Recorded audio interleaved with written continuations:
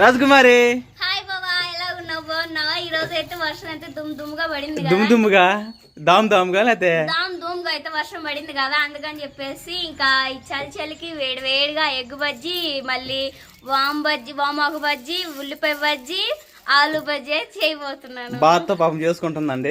ఎందుకంటే ఉదయం బట్టలు మొత్తం ఉతికేసుకుంటే బట్టలు మొత్తం శుభ్రంగా తడిచిపోయి గాలి తూలికి మొత్తం మట్టి మీద పడ్డాయన్నమాట. గొడ్డలే ఉందలేరు, మళ్ళీ రేపు వర్షం, మళ్ళీ రేపు ఎండ కాసిద్ది, మళ్ళీ నీళ్ళ జాడిచ్చేసి దమ్మ బాధతో అంటావా? మళ్ళీ అంతే. పిల్లలకి ఇద్దరికి అయితే ఇంక ఎగ్ పెడుతున్నావా? ఎగ్ బజ్జీ చేయడానికి ఎగ్స్ పెట్టాను, చెర ఒకటి వేసాను, త్వరగా బజ్జీలు చేసుకున్నావు. చూపిస్తావా ఈరోజు స్పెషల్? ఇదిగోండి మా ఇంట్లో ఈ రోజు వచ్చేసి స్పెషల్ డే. ఇదిగోండి ఆలు బజ్జీ, ఎగ్ బజ్జీ, ఉల్లిపాయ బజ్జీ, వామాకు బజ్జీ. సూపర్. ఆరోగ్యం చాలా బాగుండే వామాకు బజ్జీ. Please like and subscribe. Bye bye.